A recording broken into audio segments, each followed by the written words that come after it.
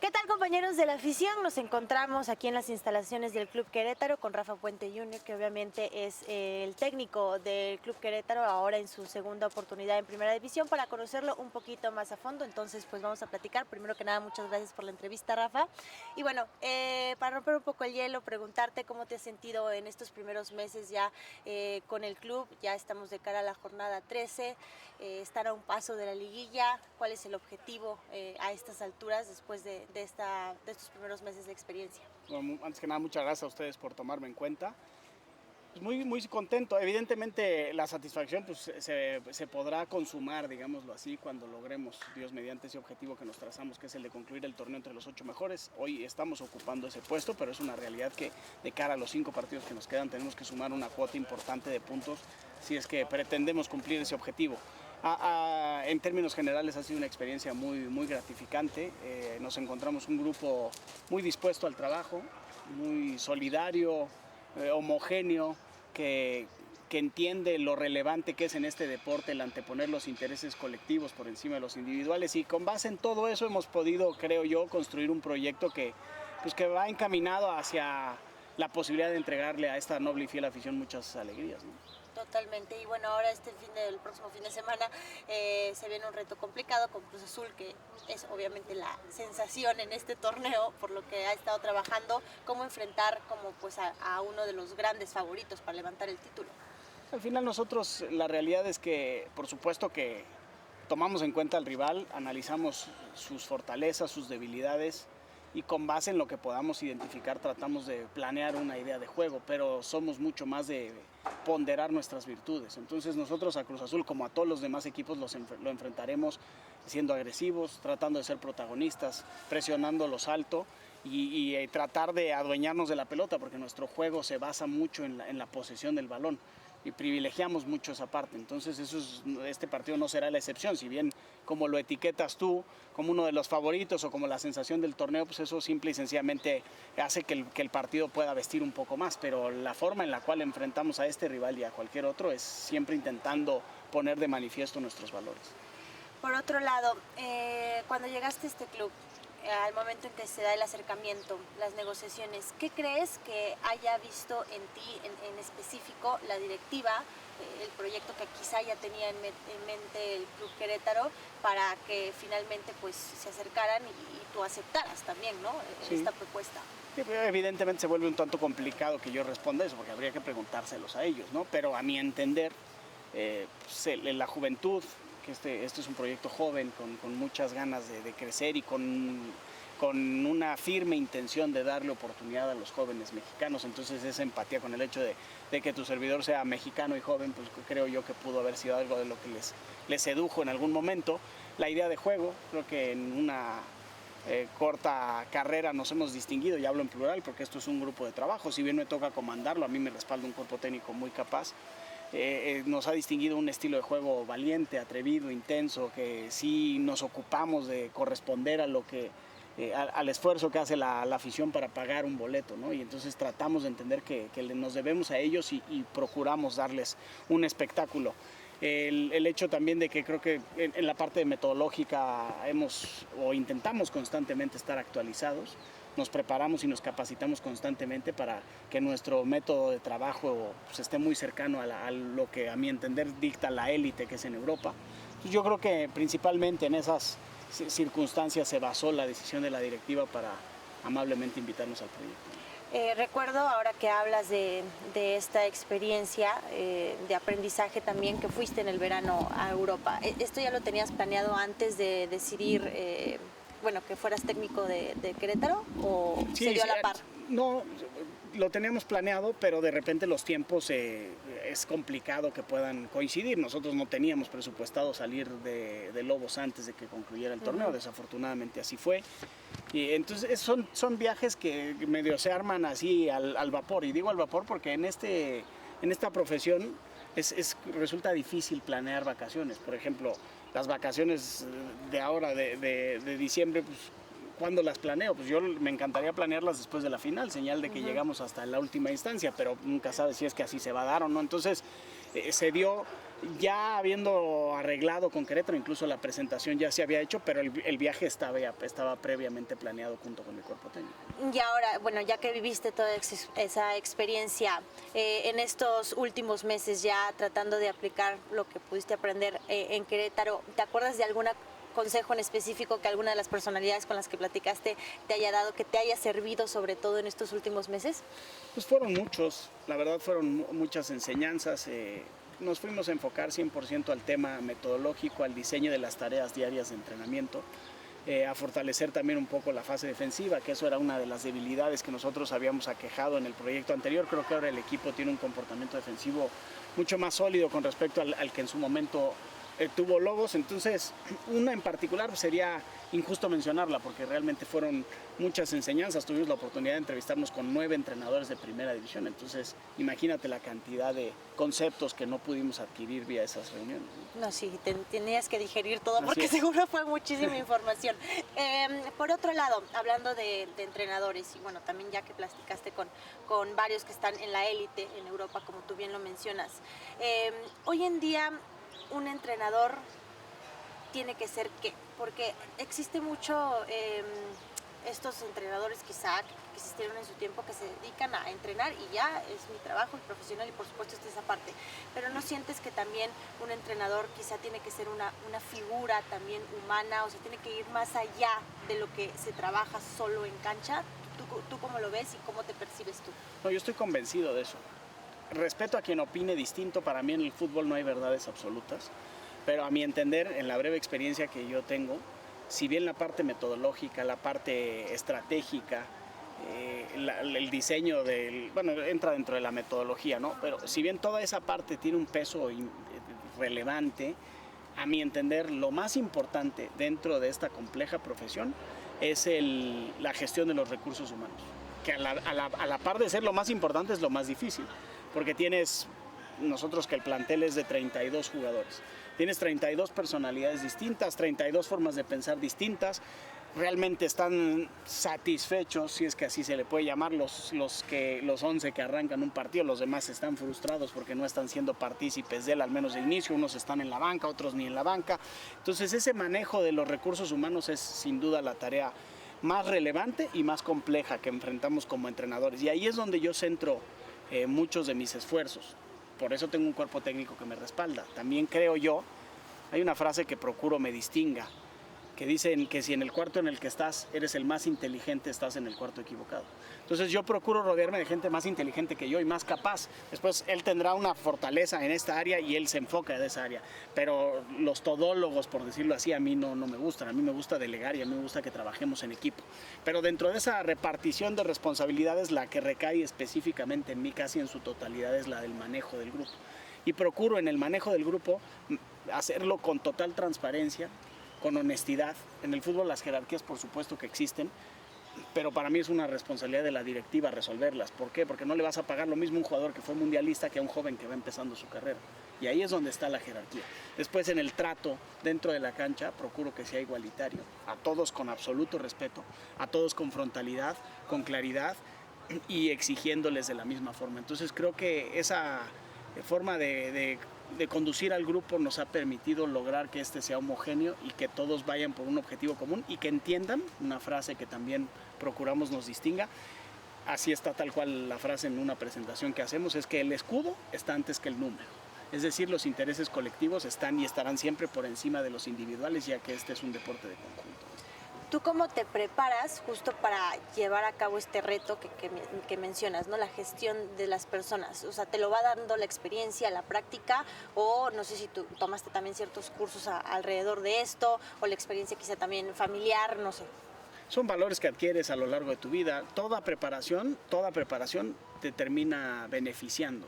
Entonces yo no enfoco mi capacitación solo hacia el tema de la metodología, ni solo hacia el tema de la gestión de los recursos humanos, sino que procuro abarcar cuanta más capacitación tenga. Y en esta en particular que tenga que ver con los recursos humanos, pues mucho el tema de liderazgo, mucha lectura. Constantemente en internet estoy buscando cosas que me enriquezcan y que me ayuden a ser un mejor conductor de grupo.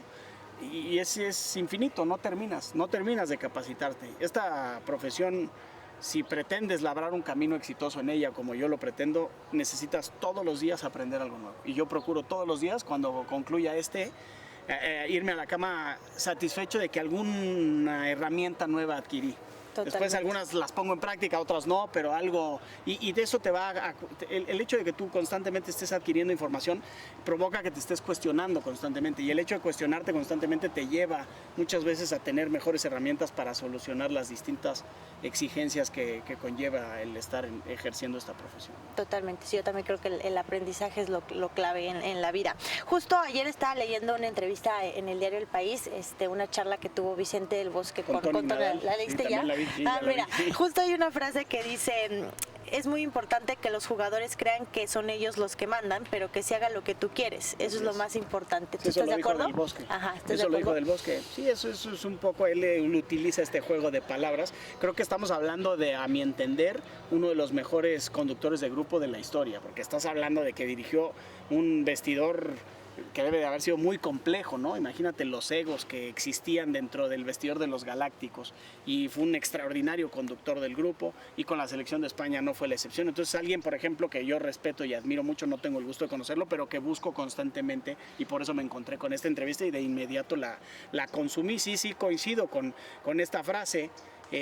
Los protagonistas de este negocio son y serán siempre los futbolistas. Entonces, por supuesto que ellos tienen que tener cierto poder, digámoslo así, pero la toma de decisiones le corresponde a uno. A lo que creo yo que se refiere Del Bosque es que sí, está bien, vamos a hacer este tipo de planteamiento o este tipo de partido, pero al final, pues el que va a elegir a los 11 que lo ejecuten voy a ser yo, ¿no? Habría que preguntárselo, pero esa entrevista creo que fue muy, muy importante, y dentro de esa misma entrevista que citas, claramente expone Vicente Del Bosque que hay muchos entrenadores que son fenómenos en la parte estratégica, táctica, en el trabajo de cancha como tal, y son un desastre en la parte humana. Yo, sin duda alguna, si de una debilidad puedo carecer, yo prefiero 1000 veces carecer de una debilidad en el trabajo de cancha, porque para eso también tengo un cuerpo técnico que me respalda, que en la parte humana. Es decir, yo privilegio mucho más el que exista dentro del grupo una conciencia absoluta de todos los que lo integran, de que, otra frase que procuro decirles constantemente, de que no son jugadores de fútbol, son seres humanos que juegan al fútbol. Y la frase la resumimos en personas antes que futbolistas. Y por ende yo privilegio y antepongo mucho la parte humana. Ok, totalmente. Ahora, en cuestión del parado táctico, ¿crees que primero está eso que los jugadores, o los jugadores antes que el parado táctico? Pues yo creo que los jugadores y las características que tengas son las que te terminan llevando a encontrar la formación ideal, ¿no? Eso es lo que yo creo, porque igual una formación sin el tipo de jugadores que te potencia ese sistema, pues te termina por debilitar. Entonces sí, si hubiera que ponerlos en orden jerárquico, elegiría primero a los jugadores. ¿Estás disfrutando esta etapa de tu vida como la que más has disfrutado en diferentes fases? Porque sabemos que, bueno, también tuviste tu parte como futbolista, como comentarista, como analista, ya estuviste también de este lado. ¿Esta es la que más has disfrutado? Sí, sin duda, porque además se me está presentando pues, en un momento de mi vida pleno, con mi mujer, con mis 3 hijos, que son sin duda alguna la gasolina de mi motor. Entonces estoy ejerciendo algo que me apasiona, y por lo que trabajé mucho para conseguirlo, y con lo que siempre soñé, y he acompañado o matizado a la perfección con, hasta hoy, gracias a Dios, una familia que he podido construir, que ese sin duda alguna es mi objetivo principal en la vida, independientemente de los profesionales que se pueden llegar a dar o no, Dios dirá. Los importantes y los más relevantes para mí son que el día de mañana mis hijos puedan estar tan orgullosos de Mariana, mi esposa, y de mí como lo estamos ella y yo de nuestros respectivos papás, ¿no? Perfecto. Y ahora que ya estás cumpliendo este sueño, ahora que lo estás viviendo y que lo estás gozando, lo estás disfrutando, ¿qué sigue? ¿Cuál es el siguiente sueño? ¿Hasta dónde llegaría la ambición? Pues el techo es el cielo, siempre lo he dicho, y siempre he expresado que si cuando tú le platicas a alguien de tus sueños no se ríen de él, pues algo está mal en tus sueños. Es decir, tienen que ser realmente eso, ¿no? O sea, por momentos hasta podrían parecer utópicos, pero no lo son. Y hay que trabajar todos los días para que esa utopía se convierta en realidad. Y mi sueño, pues evidentemente me gusta a mí ir paso a paso. Yo siempre he sido un convencido de que, pues así tal cual el proceso de un bebé, ¿no? Primero gatea, luego empieza a caminar y conforme vaya adquiriendo una coordinación, pues podrá correr, ¿no? Entonces, yo creo en ese proceso de gatear y espero en el corto o mediano plazo poderme levantar y caminar. Hablo evidentemente como una analogía asociada a esta profesión que hoy ejerzo, para en un futuro correr. Y cuando logre correr, mi máxima aspiración como entrenador, mi máximo sueño es dirigir algún día al Real Madrid. Pero hoy está muy lejano. Y lejos de pensar en el futuro, me ocupo del presente, ¿no? Soy de vivir el aquí y el ahora. Y el vivir intensamente el aquí y el ahora, siempre apegado a mis valores y siempre preparándome, podría en un largo plazo situarme donde mi sueño me plantea estar en un futuro, ¿no? Ok, perfecto. Muy bien, dirigir al Real Madrid. Por otro lado, sé que es muy difícil ahora que pues tú eres entrenador, eres parte del gremio de todos los entrenadores en el fútbol mexicano, señalar a alguien, y quizá ya te han hecho esta pregunta, para el banquillo del tricolor, pero me gustaría, con lo que conoces del fútbol mexicano desde hace varios años, y justamente tú, porque también lo estuviste analizando, estuviste criticando, estuviste proponiendo en la parte analista, ¿qué perfil o qué proyecto necesitaría la federación o la selección mexicana pues para empezar todo este nuevo proceso, ¿no? O sea, ¿qué perfil de entrenador? Pues mira, esta semana acaban de hacer público, lo vi hace un par de días, el perfil que ellos consideran es el ideal para dirigir a la selección, y me parece que esa descripción del puesto fue casi perfecta, ¿no? O sea, concluyo en un 95% con lo que en ese informe, vamos a llamarle así, plasmaron. Lo leí hace poco, hablaba de la experiencia, del conocimiento del fútbol mexicano,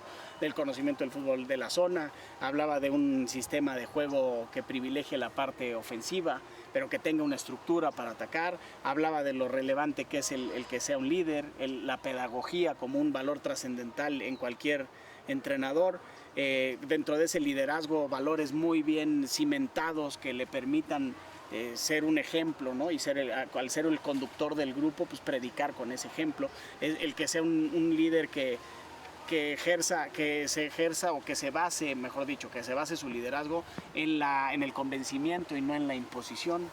Entonces, con base en ese perfil que ellos mencionaron, me parece que tienen una idea clara. Ahora, después el reto es encontrarlo a quien cumpla con todo eso, ¿no? Que no es sencillo.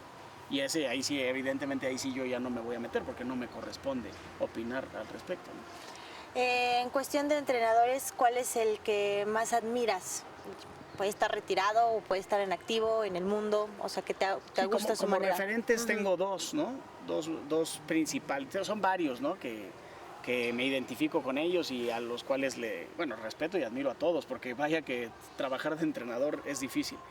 Pero si tuviera que elegir dos referentes, ya te mencioné a uno, lo mencionaste de hecho tú, que es Vicente del Bosque, por cómo manejó esa parte humana y cómo fue capaz de conducir un grupo que a la distancia y en el papel lucía muy complejo.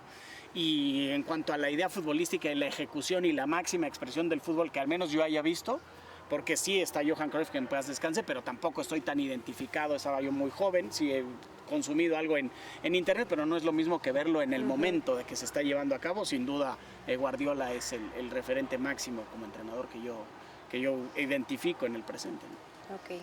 Pasando un poquito al futbolista mexicano, ¿cuál crees que sea